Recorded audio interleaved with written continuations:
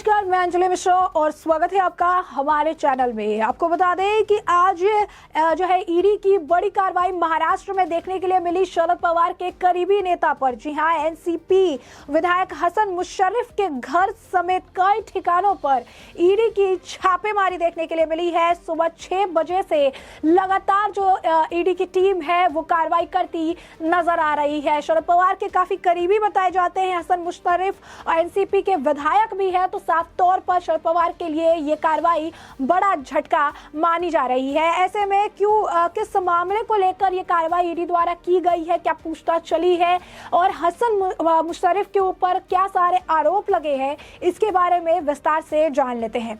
बता दें आपको कि महाराष्ट्र के एनसीपी विधायक हसन मुशर्रफ के घर ईडी की छापेमारी चल रही है। ईडी ने उनके कोल्हापुर के घर पर छापेमारी की है। दरअसल आज सुबह 6 बजे ईडी की टीम कोल्हापुर और पुणे पहुंची थी, जहां छापेमारी अभी भी चल रही है। एजेंसी ने बयान जारी करते हुए कहा कि ये छापेमारी शुगर मिल भ्रष्टाचार मामले में की जा रही है। पिछले साल भी मुशर्रफ के ठिकानों पर छापेमारी की गई थी। बता दें आपको कि शुगर मिल घोटाला जो है, इसमें क्रीत सोमैया का नाम सामने आया है। क्रीत सोमैया जो है, उन्होंने ही आरोप लगाए थे, उन्होंने ही इस आप कह सकते हैं कि घोटाले का पर्दाफाश किया था और उन्होंने ही जो है इस मामले में गंभीर आरोप लगाए थे। बता दें आपको कि एनसीपी विधायक हसन मुशर्रफ पर बीजेपी नेता क्रीत सोमैया ने 100 करोड़ रुपए के घोटाले का आरोप लगाया था। वहीं छापेमारी के बाद सोमैया ने कहा था कि उन्होंने मुशर्रफ के घोटाले के संबंधित कई अहम दस्तावेज और सबूत मुहैया करवाए हैं। सोमैया ने कहा था कि उनके ऊपर छापेमारी कोई बदले की भावना से नहीं, बल्कि घोटाले का पर्दाफाश करने के लिए की गई थी। बीजेपी नेता क्रीत सोमैया ने आरोप लगाया था कि उनके शक्कर कारखानों के जरिए ये घोटाला किया गया था। इस कारखाने को ब्रिक्स इंडिया लिमिटेड को बेचा गया और फर्जी कंपनियों के जरिए पैसे को अपने अकाउंट में ट्रांसफर करवाया गया।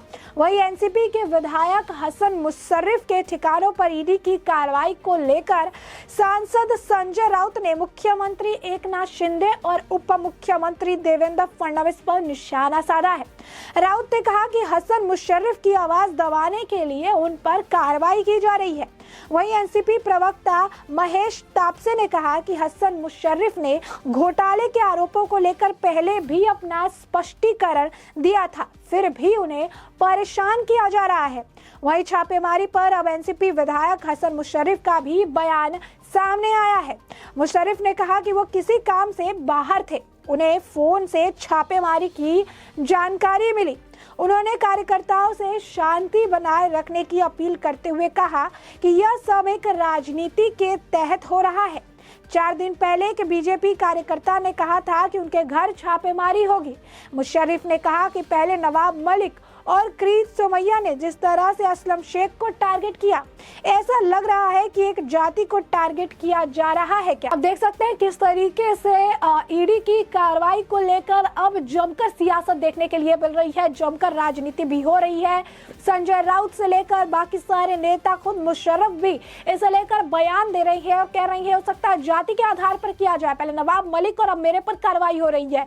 संजय राउत बोल रही है कि बदले की भावना से कार्रवाई है, उनकी आवाज को दबाने के लिए इस तरीके से कार्रवाई की जा रही है। एकनाथ शिंदे, देवेंद्र फडणवीस पर सवाल खड़े किए जा रहे हैं। तो स्पष्ट तौर पर ये आप देख सकते हैं बड़ी कार्रवाई ईडी द्वारा देखने के लिए मिली है। शुगर मिल से जुड़ा घोटाला है। क्रीत सोमैया ने आरोप लगाया था 100 करोड़ के घोटाले का। कहा गया था कि फर्जी कंपनी के जरिए मनी ट्रांसफर उनके अकाउंट में करवाए गए थे और अब इस घोटाले में ईडी आज सुबह 6 बजे से छापेमारी की कार्रवाई को अंजाम दे रही है और अभी भी लगातार जो छापेमारी है वो चल रही है, जो स्पष्ट तौर पर ये बता रही है कि शरद पवार की भी मुश्किलें बढ़ सकती है। एनसीपी के काफी वरिष्ठ आप कह सकते हैं नेता है और साथ ही साथ शरद पवार के करीबी भी बताए जा रहे हैं और ईडी की यह रेड ऐसे वक्त पर की गई है जब नई सरकार है महाराष्ट्र में आए दिन जुबानी जंग देखने के लिए मिलती है, कटाक्ष किए जाते हैं, तंज कसे जाते हैं। और इसी बीच पूर्व के मंत्री और एनसीपी के वरिष्ठ नेता हसन मुशर्रफ से जुड़ी कई ठिकानों पर ईडी की छापेमारी देखने के लिए मिली है। लगातार ये छापेमारी अभी भी चल रही है। समाचार एजेंसी एएनआई ने यह भी बताया है कि चीनी मिल में भ्रष्टाचार से जुड़े एक मामले में पूर्व मंत्री एनसीपी के वरिष्ठ नेता के कई ठिकानों पर छापेमारी जो है चल रही है। जानकारी के अनुसार ईडी और आयकर विभाग जो है उन्होंने एनसीपी के वरिष्ठ नेता हसन मुशर्रफ के कोल्हापुर स्थित घर और अन्य ठिकानों पर सुबह तड़के छापेमारी की है। सुबह 6 बजे का टाइम भी बताया गया है। ये छापेमारी भ्रष्टाचार और मनी लॉन्ड्रिंग के मामले में की गई है। बता दें कि भाजपा के जो पूर्व सांसद हैं किरीट सोमैया, उन्होंने ही महाविकास अघाड़ी सरकार के पूर्व मंत्री के खिलाफ जो है भारी संपत्ति जो उन्होंने इकट्ठा की थी। इसके अलावा चीनी मिल में 158 करोड़ तकरीबन जो है उन्होंने आंकड़ा बताया था कि 100 करोड़ की अनियमितता हुई है। 58 करोड़ का जो लेन देन हुआ है इसमें भी घोटाले जो है किए गए हैं। पता चला कि लगभग 2 दर्जन ईडी और आईटी अधिकारियों की टीम ने कोल्हापुर के जो है कगल शहर के स्थित हसन मुशर्रफ के घर से कुछ दस्तावेज और अन्य सबूत भी जब्त किए हैं। तो ऐसे में आप देखिए हसन मुशर्रफ की भी मुश्किलें बढ़ रही है, क्योंकि जिस तरीके से कहा जा रहा है कि दस्तावेज और अन्य सबूत जो है जब्त किए गए हैं, ऐसे में अगर ये मामला आगे जो है जिस तरीके से जांच आगे किया जाएगा, दस्तावेजों को खंगाला जाएगा और चीनी मिल का घोटाला सामने अगर आता है तो आप देख सकते हैं महाराष्ट्र में एक तरह से बड़ी कार्रवाई का एक सिलसिला लगातार जारी है। पहले एक और पूर्व जो मंत्री है वो जेल की सलाखों के पीछे है, फिर नवाब मलिक का नंबर आया, वो भी अब जेल की सलाखों के पीछे है। संजय राउत भी कुछ दिन के लिए जेल में थे, उसके बाद फिर उन्हें वो बाहर निकल रहा है और अब लग रहा है कि हसन मुशर्रफ का भी नंबर जल्द जो है देखने के लिए मिलेगा। वही एनसीपी नेता हसन मुशर्रफ ने सोमैया द्वारा लगाए गए आरोपों का खंडन पहले भी किया था, क्योंकि इससे पहले भी उनके ऊपर छापेमारी हुई थी। अब एक बार फिर उन्होंने इन आरोपों का खंडन किया है। हालांकि ईडी ने पिछले कुछ सप्ताह से एनसीपी नेता के करीबी कुछ लोगों पर छापा मारा था। बता दें कि अनिल देशमुख और नवाब मलिक के बाद हसन मुशर्रफ एनसीपी के तीसरे नेता हैं जिनके यहाँ ये छापा मारा गया है। यानी समझिए कि एनसीपी के बड़े और वरिष्ठ नेताओं के ऊपर छापेमारी और जेल जाने का सिलसिला लगातार बना हुआ है।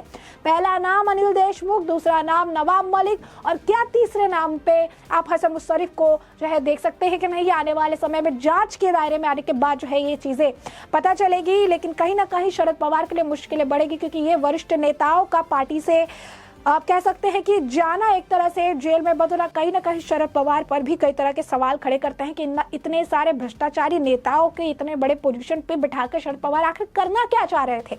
बता दें आपको इसके अलावा उद्धव गुट के साथ संजय राउत के यहाँ पे विभिन्न जांच एजेंसियों ने कार्रवाई की थी। यानी पूरी महाविकास अघाड़ी सरकार के ऊपर लगातार कार्रवाई देखने के लिए मिली। और ऐसा नहीं है कि शिंदे सरकार के आने के बाद से कार्रवाई देखने के लिए मिल रही है। शिंदे सरकार से पहले ही कार्रवाई हो चुकी है, चाहे वो नवाब मलिक हो, संजय राउत हो या फिर आप देख सकते हैं कि अनिल देशमुख हो।